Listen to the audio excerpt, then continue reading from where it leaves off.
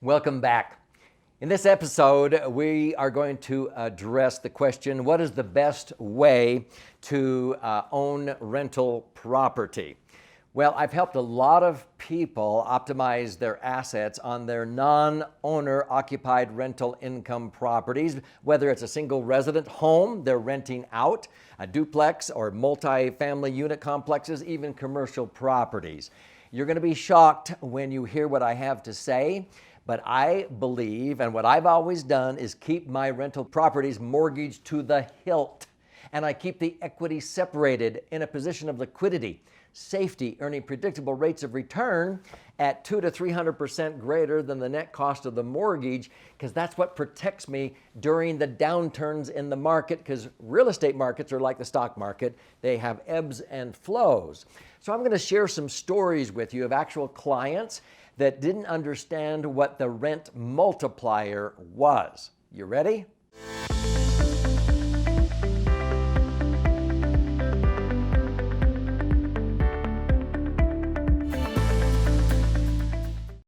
So I'm Doug Andrew, and I've learned a lot of these strategies the hard way through the School of Hard Knocks. And so what I have realized is that real estate equity is not liquid when it's trapped in the property. When you need it the worst, it's the hardest to get. That's why I believe in keeping the real estate equity separated from the property in a position of liquidity, safety, and earning predictable rates of return far greater than the net cost of the mortgage on the property. Number two, I want to have safety of principal, so that when we have those recessions, the ebbs and the flows, and the real estate goes down in value, I don't lose. Every time my house has gone down in value, I have not lost money since the first lesson that I learned back in 1982. And then I like to earn predictable rates of return that historically have been far greater than the net cost of the mortgage, because interest rates are relative. When interest rates are high for borrowing, they're high for earning. When they're low for borrowing, they're low for earning. So I want you to understand why and how you can keep your money safe, earning predictable rates of return tax-free while you own the real estate, because the real estate is going to do whatever it does. It's going to go up or down in value. But a lot of people have these myth conceptions about the rate of return on the real estate because they don't understand the rent multiplier effect. So many people, they want to get the real estate paid off because they think their retirement is going to be this paid off apartment complex or what have you, and it's going to create this cash flow, and they don't have any debt to service. Well, that may sound good, but they sell those properties, and sometimes they want to avoid the long-term capital gain. So the best way to do that is in Section 1031 of the Internal Revenue Code. You can exchange that for a like property. Now, when you do a 1031 exchange, there's certain rules you have to abide by. Basically, you have to buy another like property. It has to be similar that qualifies. And you have to buy a property of equal or greater value, and it should have as high of a mortgage or higher than the one you just did a 1031 out of. But that way you can continue to postpone paying the long-term capital gain. Now, folks, in a tax on that property. Now, the problem is a lot of people think, oh, I'm just going to keep doing that until I die, and then my kids get a step up in basis and they won't have to pay the tax on that gain. Well, that's sort of smart in some ways, but folks, I've helped many people just bite the bullet, pay the capital gains tax of, let's say, 15% federal and 5 or maybe up to 10% in the state they live in, and they came out far better. And they didn't have to be a landlord anymore, fixing the toilets and evicting the tenants and taking out the trash. And they had greater cash flow out of their laser fund than they did out of the property. So I'm going to give you a few examples of this right now, but let's go into that rent multiplier. This is the amount that you receive in rental income, gross, divided into the value of the property. Now, I'm going to use an example in the San Francisco Bay Area. I have a national radio show. I have a huge listenership down in the San Francisco Bay Area. And I know this couple that they bought their home in Palo Alto for about $230,000 about 40 years ago. And they improved it, expanded it. It was a 5-bedroom home, and they probably ended up putting $500,000, $600,000 into it. So that was their basis. And when they finally decided to retire, they sold that house for $4.8 million. Now, isn't that amazing? A 5-bedroom home in the Bay Area worth $4.8 million. Location, location, location. Now, here's the problem. I find a lot of people have 2-bedroom homes. I know another woman that I talked to here a few weeks ago that had a 2-bedroom home that was worth $1,050,000. A 2-bedroom home. Now, folks, this couple that had a home worth $4.8 million rented it out for a little while for $10,000 a month. They were like, look at this, we're getting $10,000 a month in rental income. Divide 10,000, well, first of all, to make it easy, let's take 10,000 a month times 12 months is 120,000. Divide that 120,000 into 4.8 million. They're getting a pathetic 2.5% return on their money. What? 2.5%? And they were bragging about it. Now, see, they didn't realize there are cities.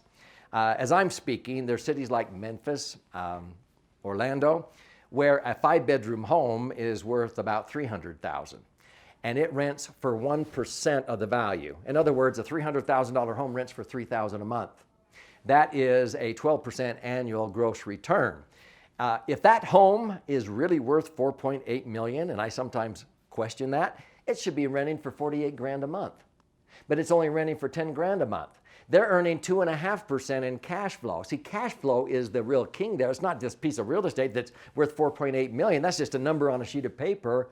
I've seen a lot of people see a $4.8 million home drop in value by 30, 40, or 50% in a recession. That wasn't safe.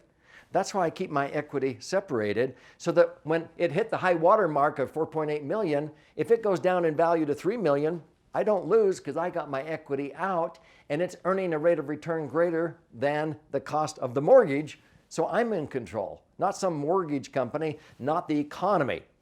But here's the key.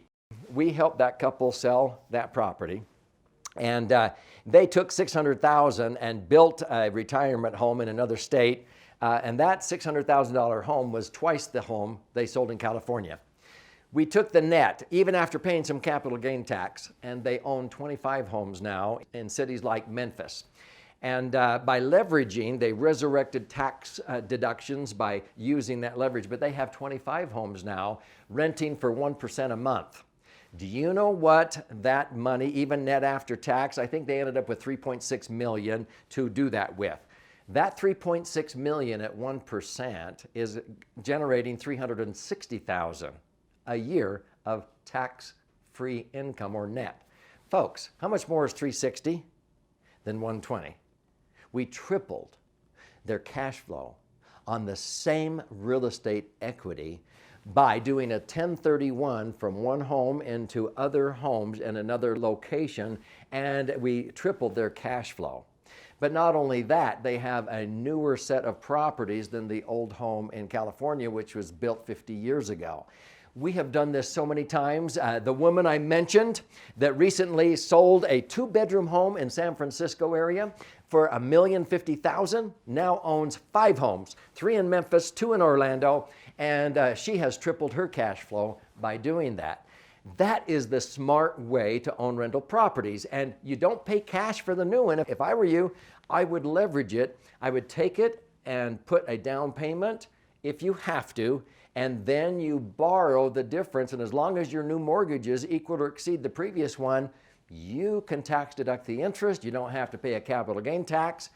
It's incredible the amount of wealth you can create by increasing cash flow and having several properties that will likely double or triple in value over the next 15 or 20 years compared to a $4.8 million home doubling or tripling in value. I think that's going to be tough to achieve. So what are the key takeaways? The smart way to own rental properties, in my opinion, is to always maintain the equity in those properties in a position of liquidity, safety, so that when the real estate goes down in value, you don't lose and you earn predictable rates of return. The property is going to have the greatest cash flow if you understand the rent multiplier and reposition your properties into those areas that are generating more like 10 to 12% annual rates of return, not 2.5%. But by having your money earning double or triple than the cost of the mortgage, you have cash flow on the property and you have the property appreciating, and you're earning by becoming your own banker 100 to 200 to 300% more than the cost of the mortgage. When I say this, people go, whoa, because they were just looking at the property as a rental income piece of property to generate cash flow. Can you begin to see opportunities that you've never seen before? So click on this episode so that you can understand how this all comes together, why the rich get richer and the poor get poorer with concepts like this, and then take advantage of getting a copy of my latest book, The Laser Fund, so that you can take a deep dive or even a master class, and I'll send the copy to you free, just cover a minor shipping and handling fee, and you can become empowered and learn lots of stories like the one I just shared with you.